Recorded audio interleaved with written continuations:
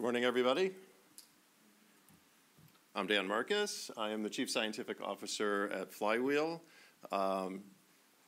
It's a good title, science. I try to get some science done, but mostly I help run the product team at Flywheel, which includes XNAT. I'm also a professor of radiology and director of the Computational Imaging Research Center at WashU, so I divide my time.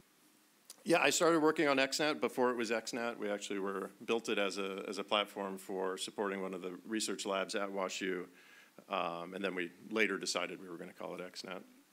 It's been a while since I've been here in England. I was on sabbatical here, as Dave so rudely showed. By the way, the only time I've ever been recruited to a softball team is if you leave the United States and come to the United Kingdom, they think you actually might know how to play some ball.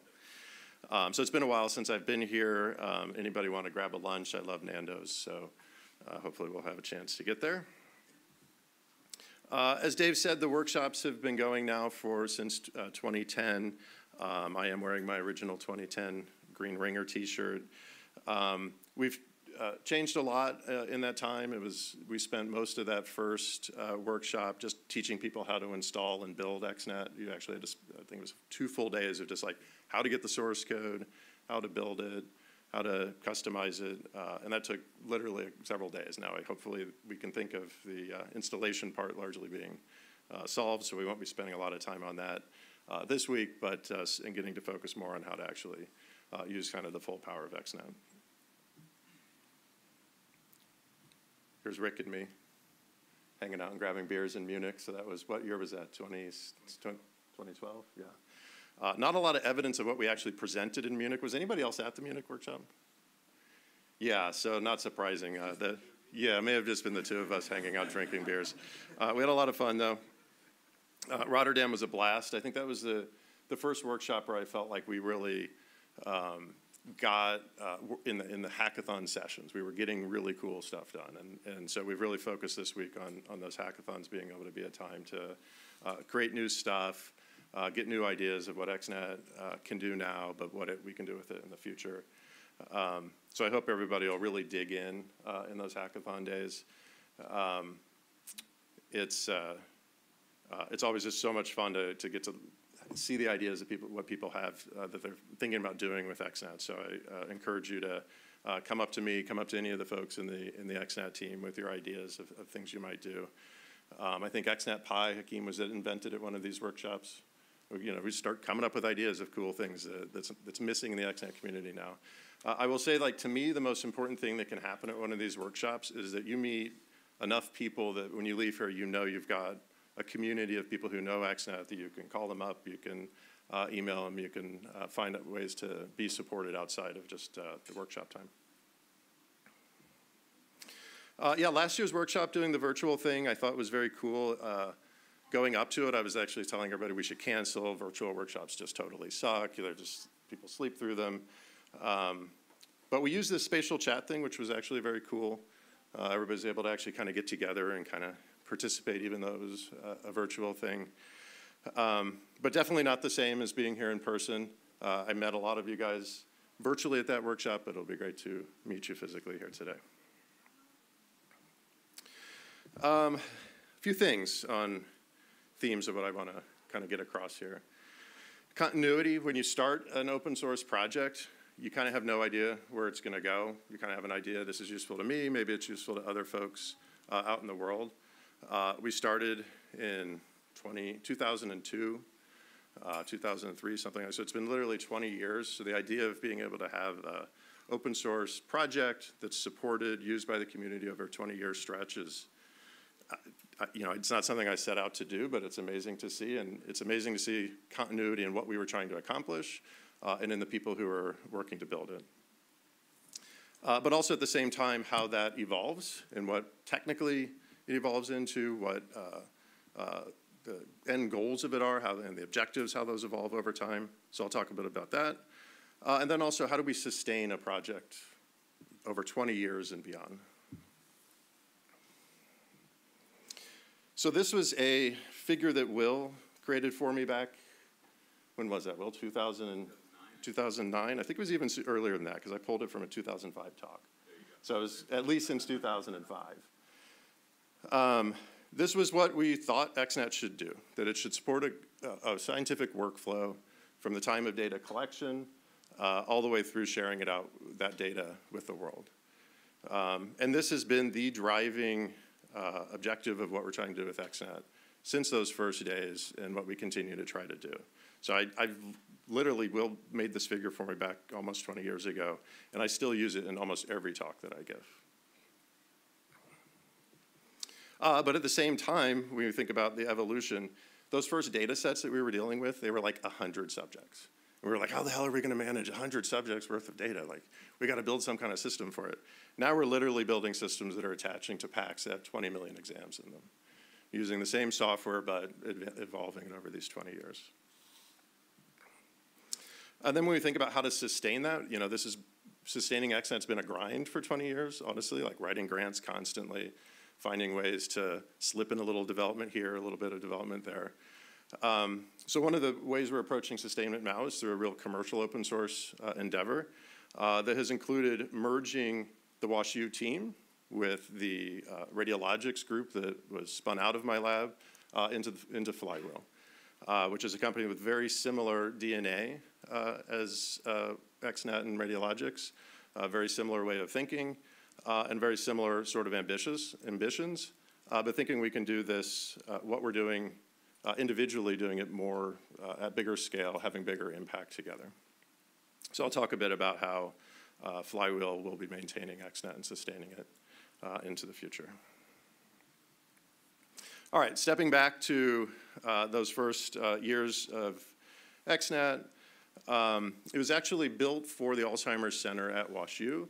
As I said, they had just starting a big imaging cohort, trying to get their 100 patients into the scanner each year.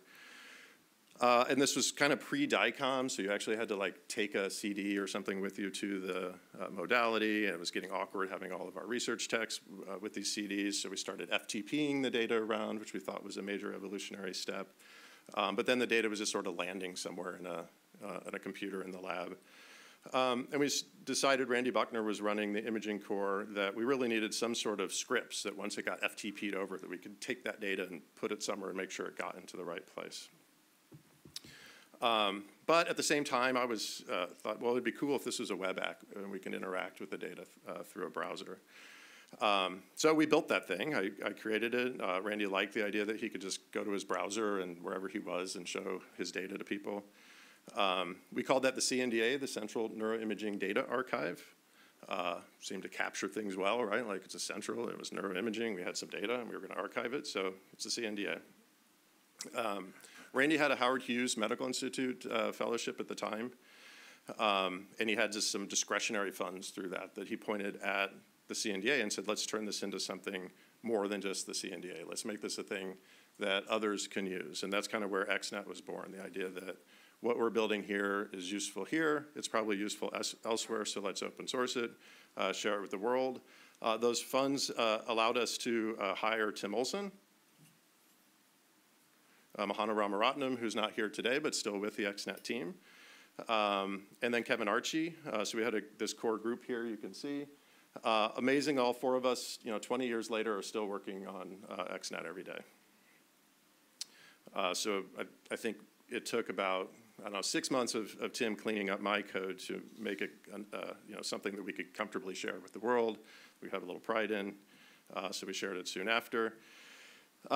We then got support through what at the time was the NIH's really first funding into building informatics software. It was called the BIRN, the Biomedical Informatics Research Network. So this is now 2005. At the time, I think a lot of people were wondering, like, why is the NIH supporting building software? We're not an engineering institute. We're a biomedical research institute. But if you look at some of the things that came out of the BIRN, it includes FreeSurfer, 3D Slicer, the protocols for ADNI were developed within the BIRN. The initial protocols for the Human Connectome Project were built within the BIRN. XNAT, BIDS, some of the early NIFTY specifications, the whole idea of building pipelined applications. All that stuff came out of the BIRN, which to me is just a phenomenal thing. As importantly, a lot of relationships were built there. So like Christian Hazelgrove, he's here somewhere. I met at one of the early burn workshops, and from out of there came the nitric work that he and Dave Kennedy have been doing since. So it's really a phenomenal thing, and the impact, has taken a couple decades to be clear to the world, I think. Soon after, we got the first kind of independent funding for XNAT through an NIH R01 grant. One of the ways that you get these kinds of grants is to show support through the community. So we had 24 letters of support, which literally I was begging anybody I knew who'd ever even heard, the term acronym. I was like, XNAT, like, you've got to write a letter for me. So I scrounged up 24 letters, and we got that first round of funding. That allowed us to really start hiring people with really committed to building the open source platform. This was the architecture that I included in that first grant, and showing some of the ideas that we had, including the initial REST API. And it also allowed us to start thinking beyond neuroimaging. I think at that first workshop, Simon came in, and he was coming from a cancer institute, and we're like, what are you doing here from a cancer institute? Like, he's like, no, I think I can use XNAT in cancer imaging as well. So that kind of got our ideas going of how we could expand beyond neuroimaging. Also, the Human Connectome project got funded soon after, which really changed our sense of what scale could look like.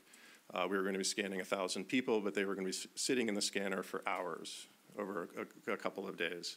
And we ended up with over a petabyte of acquired data and like 3 or 4 petabytes of raw data off the scanner that we also saved into XNAT. That kept us going through 2012, submitting the renewal for that R01 grant. I was able to scrounge up 53 letters, and I didn't even have to beg for them. People were actually like, yeah, no, we're using XNAT, and we really need it to continue. So here's a letter. Please get it funded. And then, really, XNAT at that point was evolving towards what I would call, maturity. We had global adoption, as you could see from Dave's workshop map. We were spreading across the globe and across many biomedical domains. We had started radiologics by this point, realizing that we really did need to have a path toward commercial support. Initially, that looked like people coming up and saying, Dan, can you guys code this thing for us? And we're like, I don't have a way to code that. We'll pay you. And I was like, okay, we'll start radiologics, and then you can pay us to do that. That sounds like fun. And we all started to realize the use case of XNAT in the context of clinical trials, which really meant professionalizing the code and hardening it to a level we hadn't before, including a whole set of regulations around what's called 21 CFR Part 11, which is really all about security and tracking of data. And a lot of that has made its way into the open source version of XNAT. At this point, AI had really turned into a thing that was scaling out, volume of data that was coming into XNAT and the kind of workflows that people were doing. In particular, the need to annotate images in real time in a quality way in the viewer. And thanks to Simon's group at ICR and his colleagues adopting the OHIP viewer and really building in annotation capabilities has made XNAT a platform that's really quite powerful for AI use cases. Now for the next renewal of XNAT, we had over 100 letters, and again, it's a big effort to get all those gathered up, but you can see many of the folks who contributed letters at that point, well over 100. If we look at where we are today with XNAT, obviously DICOM is kind of central to much of what we do, but it's not just about the images, it's about having all of the DICOM protocols. We're able to actually talk to a PACS, retrieve exams out of the PACS, and that's really helped with scaling at volume. The image viewer built around OHIP and all of the power that comes with that. And of course, the Dockerized apps through the container service are, if we look at the old pipeline engine, which was super brutal to use, now you can just grab containers, share them very easily, and that's really expanded the ability to plug in new analytic capabilities. The administrative interface is there. You don't have to go like logging in and tracking down inside of your machine where it's running how to administer XNAT, and that's been transformative. A lot of automations built in the capabilities, and today we're going to be talking about integrated Jupyter notebooks, sort of next level there. It's very hard to keep track of exactly how many people are using XNAT and what the impact of that are, because people can just come and grab it and download it. So I don't always know how many users are out there. We have some statistics as far as like how many people come to the site every year, which is over 100,000. It's been downloaded 20,000 times. I think that might be like the same guy downloading it every day for the last 15,000 days, but some people set up scripts like that. But truly, I mean, it's downloaded a lot, and lots of people are using it. If you look at the literature and search on XNAT, just in PubMed or something like that, there's hundreds of citations related to it. And we have our XNAT forum on the Google Groups, which has over 850 members, and at least 2 of us actually respond to those 850 members submitting their questions. Importantly, though, that's a place where it's not just us answering questions. The whole community jumps in and responds and helps support one another. If we look at the kinds of research where people are using XNAT, it's still largely neuroimaging, as in most people who are using XNAT do some neuroimaging with it. But these numbers obviously aren't exclusive. They add up to more than 100.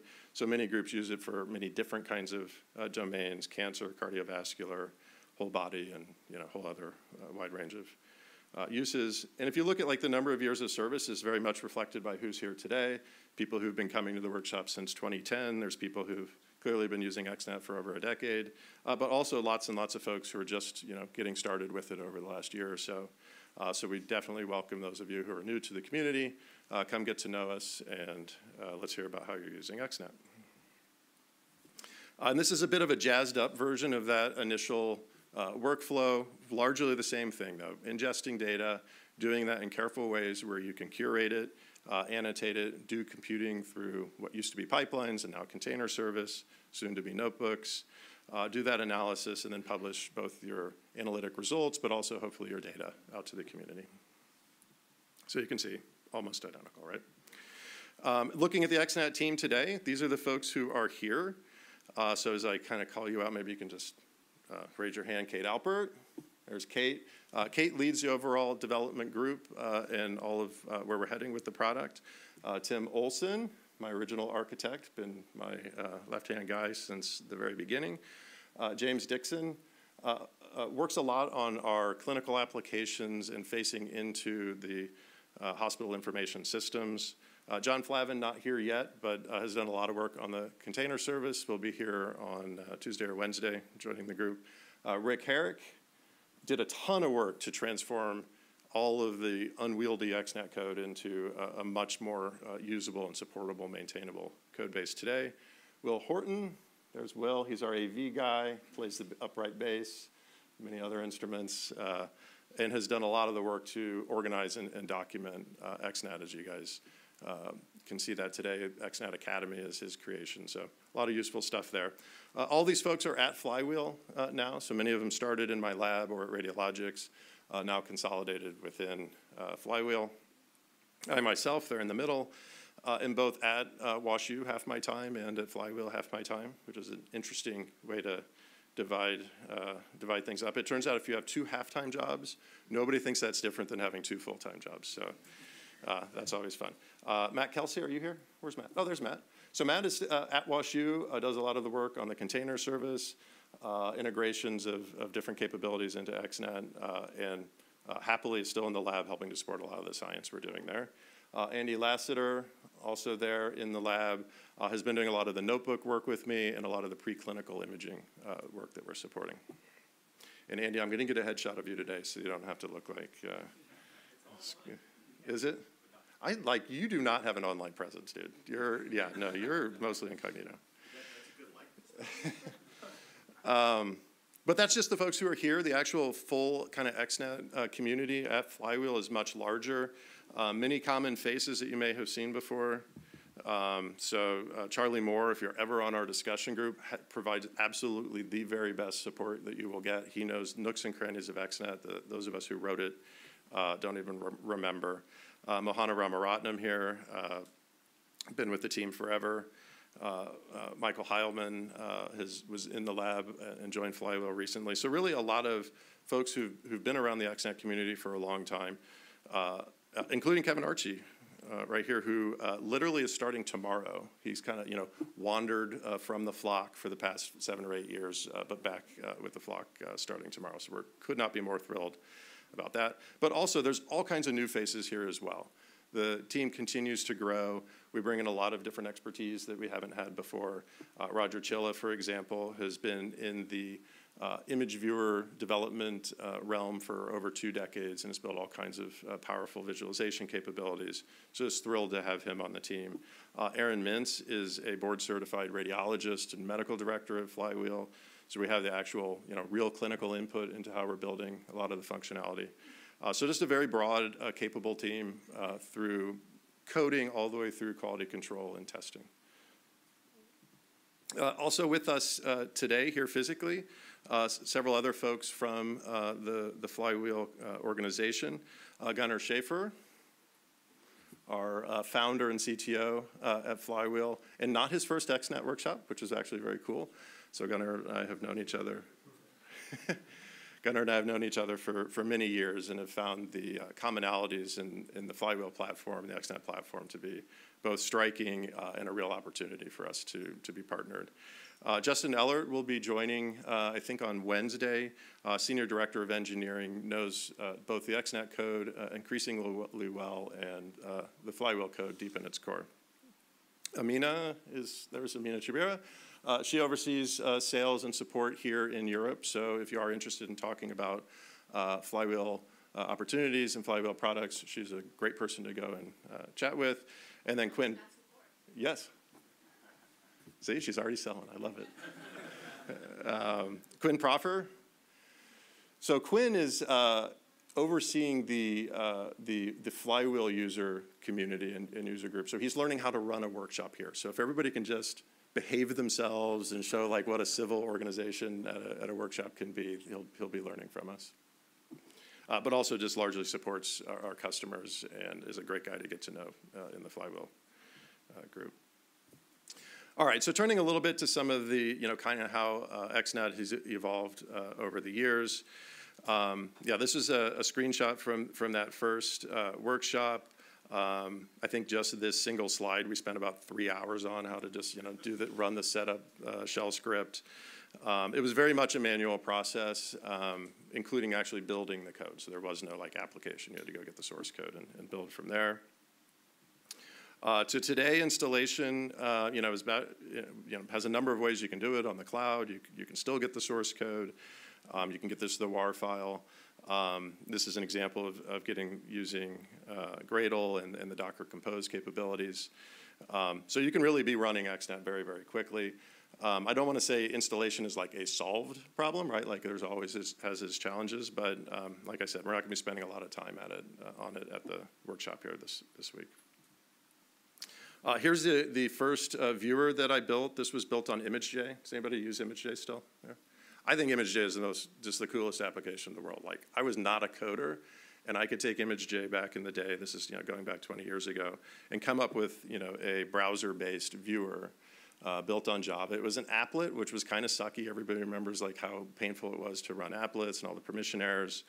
But nonetheless, it worked. And this actually has some capabilities in it that we don't have now in the viewer, right? Like we could do really nice overlays of different functional activations and things like that. And it starts. I'm not saying we can't. I'm just giving examples of things we can do. I think. But there's very cool things like we could.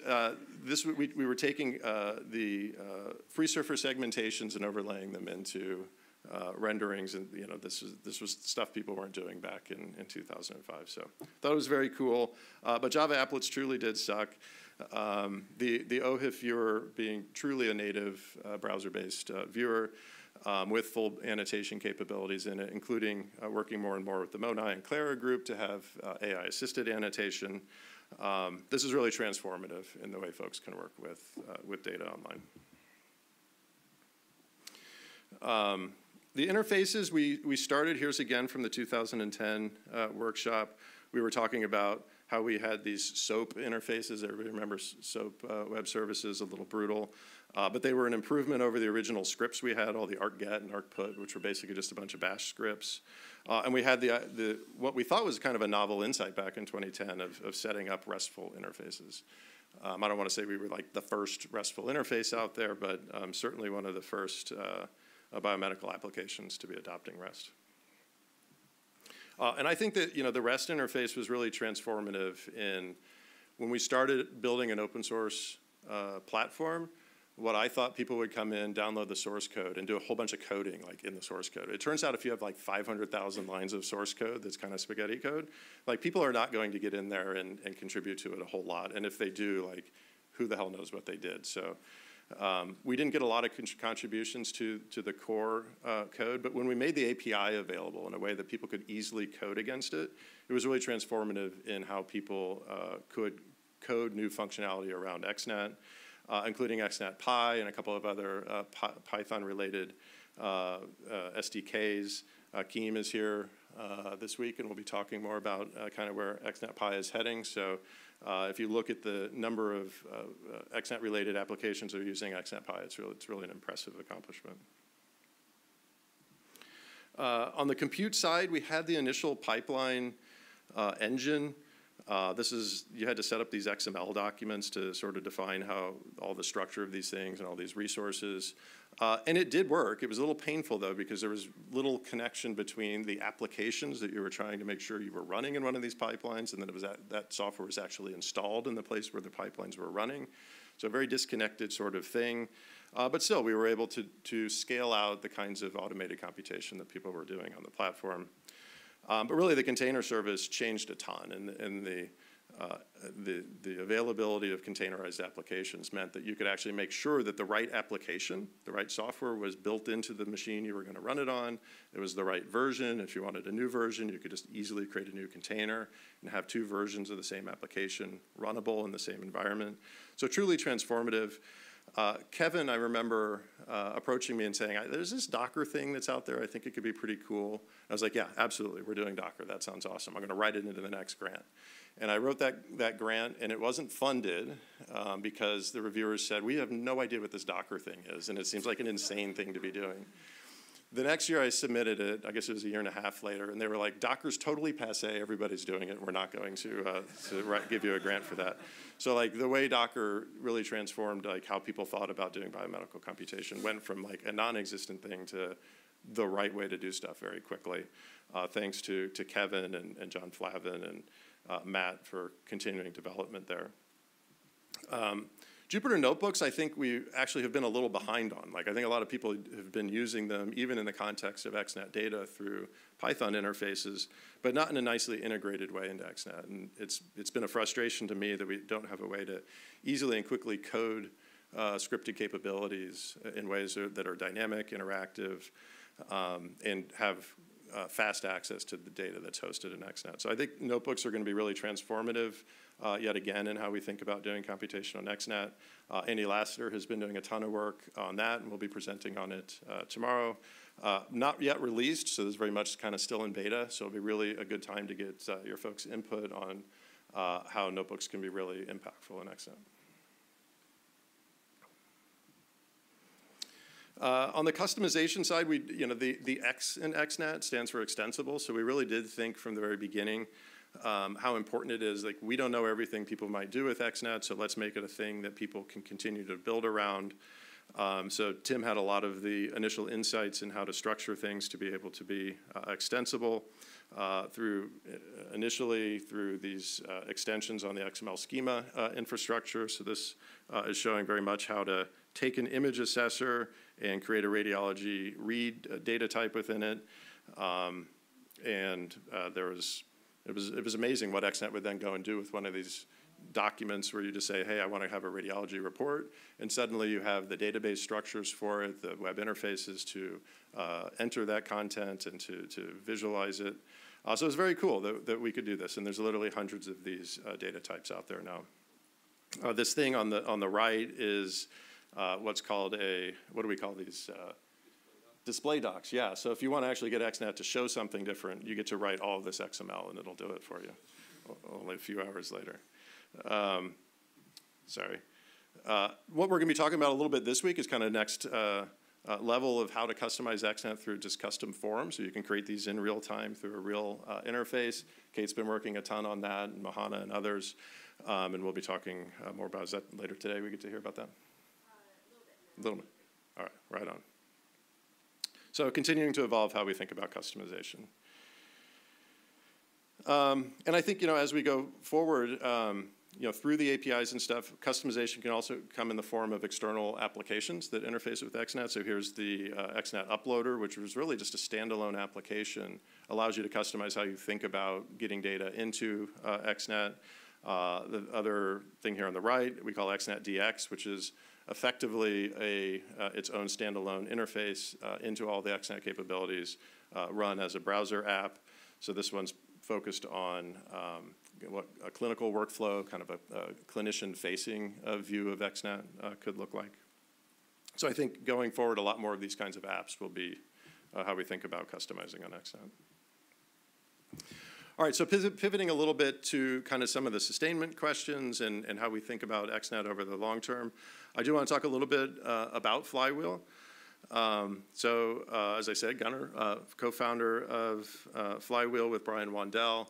Very similar DNA where XNAT was created at WashU, and then we started Radiologics to support commercial endeavors. Brian and Gunnar spun Flywheel out of Stanford, also a neuroimaging lab there.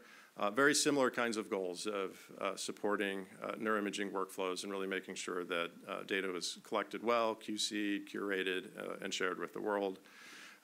They launched Flywheel in 2015, coming out of Brian's lab, and has continued to grow. More focus on life science pharmaceutical organizations than we have in XNAT and Radiologics, including at Genentech and Roche was one of the very, very first major customers coming into Flywheel. And then about this time last year, in fact, I think we announced it at the virtual workshop, that Radiologics and Flywheel had merged. So we've been working together now for over a year.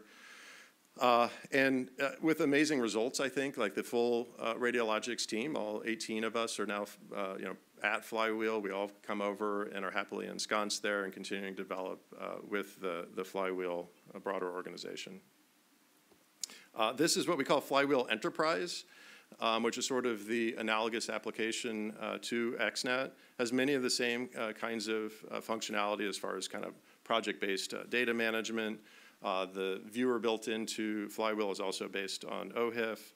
Also has a container service for running containerized apps, which in the Flywheel lingo are referred to as gears. Similar kinds of DICOM de-identification, provenance, audit trails, those sort of things. And similar sorts of ideas about how to do user roles and managed access. So a lot of important, useful, analogous functionality within the Flywheel Enterprise. But the Flywheel Enterprise is really just kind of one of the products in the overall Flywheel ecosystem. Flywheel trial flow and discovery are built on XNAT and are some of the capabilities that we brought over from Radiologics. Trial flow we used to call XNAT CR, and that's the thing that faces out to provide Part 11 compliance for FDA clinical trials. Flywheel discovery we used to call XNAT IQ.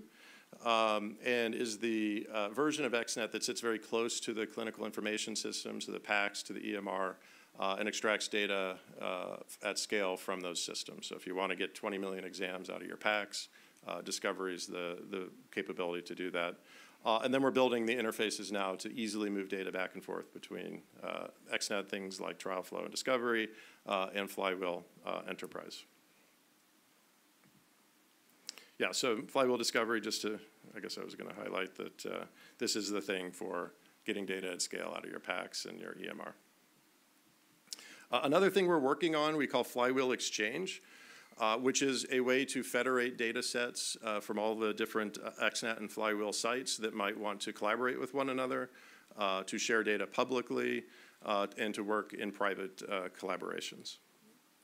And this is actually like a thing I've been thinking about a ton. So this is a slide. You can see like what old school PowerPoint looked like in 2005. I presented this at one of those Burn meetings back almost 20 years ago now, of how very cool it could be if we could just connect a whole lot of XNAT instances together and be able to share data. So this is actually, we've never gotten there in how we think about all the folks in the room here being able to actually work together on their data in a private, secure way. And so we're finally getting to do that with Flywheel Exchange. Here's an example of what the interface looks like. So all these listed projects here are data that have been published to the Flywheel Exchange catalog.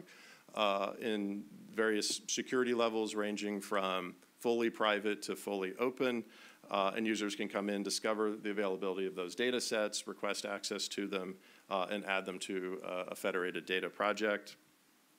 Here's what a federated project looks like. So this is actually data from multiple different XNAT and Flywheel sites aggregated together into a federated data set from which you can then run containerized apps that are run at each of those contributing sites. So very cool federation. We'll be talking about that. I think there's a panel on Wednesday, a panel on Wednesday all about federation. So we'll be excited to hear what ideas folks have around data federation. We're already starting on building out the exchange for a number of different use cases. AI obviously is one of the ones that I think will be a driving use case. A lot of interest in federated learning, federated analysis for validating models. And if you look at how a lot of models are built today, they're built on single data sets, which makes it really hard to generalize those models. If you have access to truly more diverse data, that those models will generalize much better. And discovery makes a ton of sense in this context, right? Like, so now if you can reach out to PACs that have access to millions of real-world data sets and across a global network of hospitals, that you can truly build models that will generalize broadly out in the real world. And we have an initial project that we're doing internally at Flywheel, which helps us kind of dog food the platform and make sure we're building it in ways that will be useful generally. This one particularly focuses on breast cancer, which has many known disparities in outcomes by geography, race, socioeconomics. And a lot of the models that people are building today have not been trained on truly diverse data sets. So we think this is a particularly impactful area for us to start. Yeah, so the goal here is to onboard literally dozens or hundreds of sites, hospitals around the United States to contribute data into a federated breast cancer project that both open source and commercial users can consume to help build more diversely trained models in breast cancer. And using this really as an opportunity to understand what are the governance challenges, security challenge, privacy challenges that are sort of inherent in federated learning and federated analysis, and addressing them to make sure that the platform is built around those concepts. So talk a little bit about why I think XNAT in the context of Flywheel is actually a wonderful thing. First, we've moved the ongoing development and support of XNAT itself from WashU to Flywheel. This means that the grant that supports the main core of XNAT has moved into Flywheel itself. It was in my lab with me as the PI for the first 4 iterations of that grant, and now I'm the PI of it at Flywheel. Which means, and this is as of September 1, that it was renewed, so that's exciting.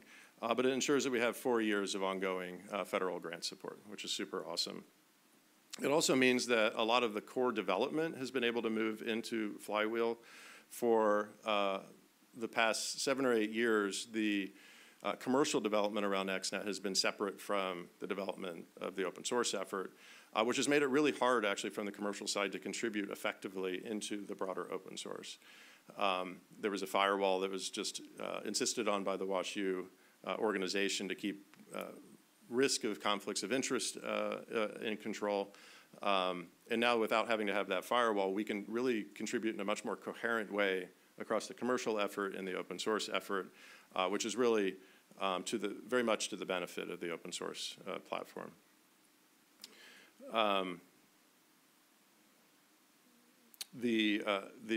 As I talked a bit about on Exchange, how XNAT sites can be part of the broader Flywheel Exchange, which provides kind of natural entree for these sorts of federated learning and data federation opportunities. And I think probably most importantly, we really need to be thinking about what is that long-term sustainment of the XNAT platform beyond NIH funding. For those of us who've been writing grants for many years, we know that it's a tenuous prospect at best to expect to get grants renewed over and over again. And this last round of funding was definitely the most painful. Like there was clearly like, I think I had 160 letters or something like that of support this time, which I thought was like, oh yeah, we're really showing the impact. But what it really showed them is like, you guys should have enough users now that you should find out a way to sustain this on your own and stop coming back to the NIH for money every 4 years. So we did get it funded this time, but I think, you know, the writing's on the wall that NIH funding for XNAT at this point in its maturity is probably not realistic for the long term. We'll keep trying, of course, but I really want to make sure that XNAT can be sustained outside the context of grant funding. And having a true commercial open source strategy where those who find the commercial support and commercial engagement to be necessary for their projects, in particular for things like Part 11 compliance, that there's a path for that, and at the same time there's a path for all those 25 coders who are supporting XNAT and XNAT-related initiatives, that we have a way to pay them. So I think having really an impactful cooperative engagement with Flywheel is the best way to do that. Having said that, there does continue to be a fair amount of NIH support around XNAT, including the R01 grant that was just renewed through 2026. I do have two other NCI-oriented grants at the lab that support Matt and Andy and some of the work we're doing there around cancer imaging and preclinical imaging. Those are funded through 2025. We have a foundation grant to support some of the development, including the custom form or the custom form work through 2023. And then we have two SBIRs at Flywheel for intelligent anonymization and the Breast Cancer Data Federation. So there does continue to be substantial funding from the NIH into ensuring the ongoing development of XNAT. But I think the best way to think about sustainment really is, you know, everybody here, right? Like that it's a community endeavor. One of our major goals over the next 4 years in the R01 that was just supported is to make XNAT a platform that can be more easily maintained by folks other than just us, and that it can have contributions from a really wide range of contributors in the community. So this is, you know, today's a great opportunity to be thinking about how you can be contributing broadly to the XNAT effort, and that can be through code, it can be through supporting documentation. There's a lot of ways to be a member of the community. And that's never been clearer than looking at the folks who are supporting us here today. So definitely a thank you to Dave and Simon and the others who've made this event possible through their support and their hard work. So that's just really, to me, the emblematic of how a community can come together to make a thing truly community supported. That first workshop, I spent 4 months of my own time, like nonstop, putting the workshop together. This one, they just said, Dan, show up at 9 o'clock to give sort of the intro talk, and then you can chill out for the rest of the week. So it's amazing to see folks come together and put on a week-long workshop. But you know, we've organized it to have everybody contributing over the course of the week. So it's only a workshop if people are working at it. So thank you for coming. And also, I always like to say hi to everybody who comes to the workshops. If I haven't had a chance to say hi to you yet, please approach me at lunch or over beers tonight. Thank you.